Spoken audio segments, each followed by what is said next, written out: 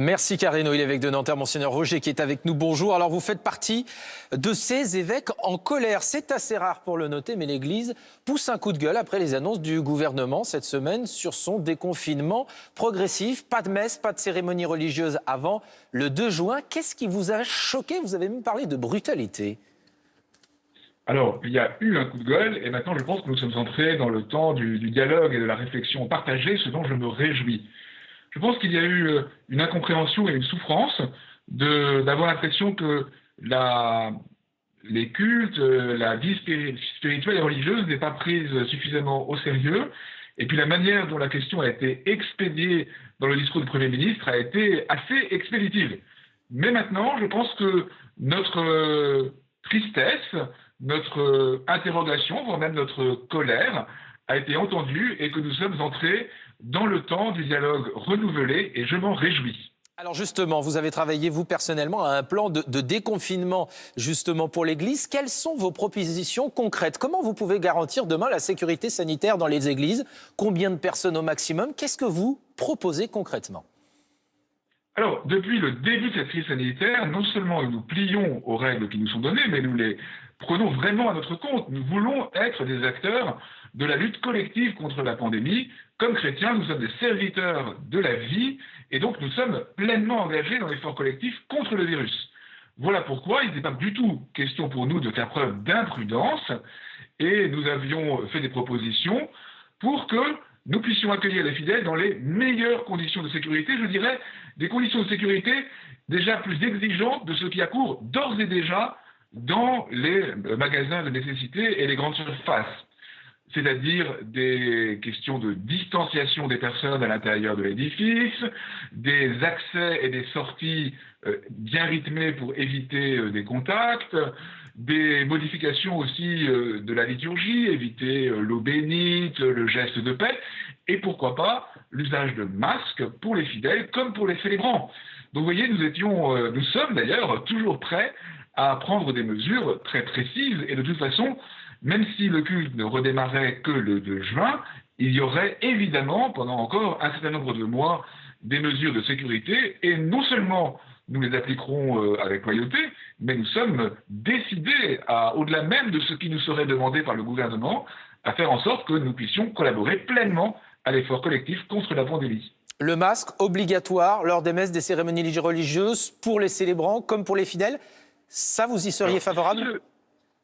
Si le masque est une solution pour redémarrer la liturgie, comme je l'ai dit dès le week-end dernier aux responsables publics, si le masque est nécessaire pour redémarrer la liturgie, il n'y a aucune difficulté. Pendant l'épidémie du SRAS à Hong Kong, par exemple, prêtres et fidèles portaient des masques. L'important pour nous, c'est que, à partir du moment où le reste de la société redémarre, eh bien, nous puissions, nous aussi, permettre aux fidèles qui ont besoin de ce réconfort, de se retrouver, mais encore une fois, dans les meilleures conditions de sécurité. Alors la France, Monseigneur Roger, est découpée depuis hier désormais en départements vert, orange ou rouge en fonction notamment de la circulation du virus.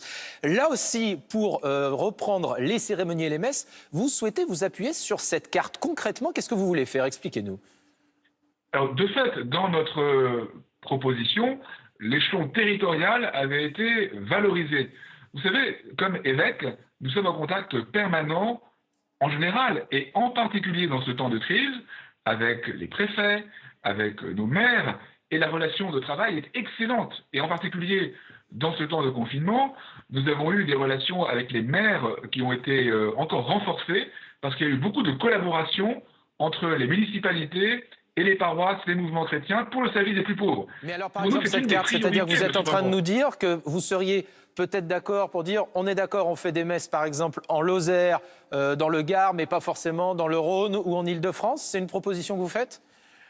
Alors, ce que je dis, c'est que nous avons des collaborations excellentes au plan local et que ces collaborations excellentes peuvent être utilisées aussi pour réfléchir aux conditions concrètes du déconfinement liturgique, eucharistique, ecclésial. Et d'ailleurs, un maire de mon département a fait une proposition dans ce sens. On pourrait imaginer qu'à partir de règles nationales, il y ait une mise en œuvre locale, en concertation avec le préfet, l'évêque et les maires. Et de fait, je pense à mes confrères évêques de diocèses en zone verte. Moi, mon diocèse est en zone rouge. Mais pour les diocèses en zone verte, je comprends que ce serait vraiment bien qu'ils puissent, sans trop tarder, redémarrer la vie liturgique, encore une fois, en pleine collaboration avec les pouvoirs publics territoriaux. Alors on entend vos revendications, vos propositions, mais est-ce qu'en période d'épidémie, de pandémie, c'est franchement la priorité de reprendre les messes? C'est quelque chose qu'on entend, ça aussi. Oui, je comprends très bien cette question. La priorité, ce n'est pas de reprendre les messes en soi. La priorité, c'est que tout puisse redémarrer dans un rythme partagé, dans des conditions sanitaires les meilleures possibles. Et vous voyez, je pense que nous sommes dans une période qui est et qui va être très difficile pour notre pays. Et donc, ce qui est important, c'est que, d'abord, tous ceux qui ont besoin de force spirituelle pour avancer puissent les recevoir, et puis que toutes les réalités de notre pays puissent se fédérer dans l'effort commun. Et donc, c'est très important que personne ne se sente mis à l'écart de cette vitalité à retrouver de notre société. Vous n'avez aucune crainte que les églises, comme les autres lieux de culte, puissent éventuellement être, eh bien, peut-être le lieu d'un rebond de l'épidémie, du départ d'une seconde vague? Vous n'avez pas cette crainte-là?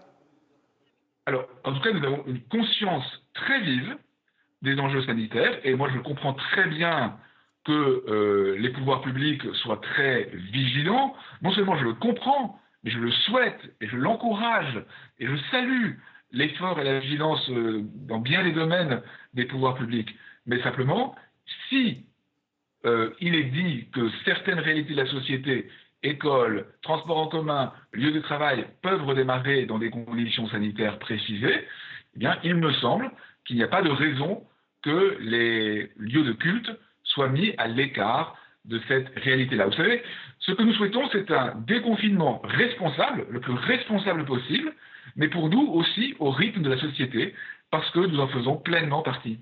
Quel message vous adressez, ou si vous souhaitiez en faire passer un, à Emmanuel Macron? On sait qu'il est très sensible et attentif aussi à cette question des cultes, de l'Église. Vous avez pu échanger parfois avec lui. Qu'est-ce que vous voudriez lui dire? Écoutez, moi je reprendrai bien le titre d'une tribune de mon confrère l'archevêque de Marseille, monseigneur Jean-Marc Alvin, qui est quelqu'un de formidable et reconnu pour sa grande ouverture, sa grande expérience de terrain aussi, qui a écrit une tribune intitulée « Faites-nous confiance ». Nous sommes des partenaires loyaux des pouvoirs publics, nous l'avons montré en maintes circonstances et en particulier depuis le début de cette pandémie. Faites-nous confiance, discutons, mettons-nous d'accord sur des mesures de sécurité sanitaire et non seulement vous pourrez compter sur nous pour respecter ces mesures de sécurité sanitaire, mais en plus vous pourrez compter sur notre effort renouvelé au service du renouveau de notre société dans cette période si difficile. Est-ce que vous voyez aussi une logique peut-être différente, par exemple, dans les Outre-mer ou à l'étranger? Parce qu'on voit que l'Allemagne a annoncé hier une reprise progressive de la réouverture des messes dans les lieux de culte. Qu'est-ce que vous en pensez? Alors, d'abord, dans l'Outre-mer français, il y a déjà le culte qui a redémarré, par exemple, en Nouvelle-Calédonie, et je m'en réjouis, pour le diocèse de Nouméa. Et puis, effectivement, dans d'autres pays d'Europe, il y a eu ici et là, en fait, les mêmes réticences que celles des pouvoirs publics français, mais les choses ont pu bouger, y compris en Allemagne, je crois, avec une décision de justice. Donc, voilà, je comprends qu'il y ait une inquiétude globale, et en un sens, je la partage. Elle conduit à une grande responsabilité partagée, et comme je l'ai dit plusieurs fois, nous la partageons pleinement, mais en même temps, je crois qu'aujourd'hui, il y a un désir de vivre qui doit pouvoir s'épanouir dans notre société. Et il y a aussi ce désir de vivre leur foi, de vivre leur engagement pour les chrétiens. Et je crois que ce désir de vivre doit être accueilli pour qu'il puisse contribuer au renouveau de notre société. Merci beaucoup, monseigneur Roger.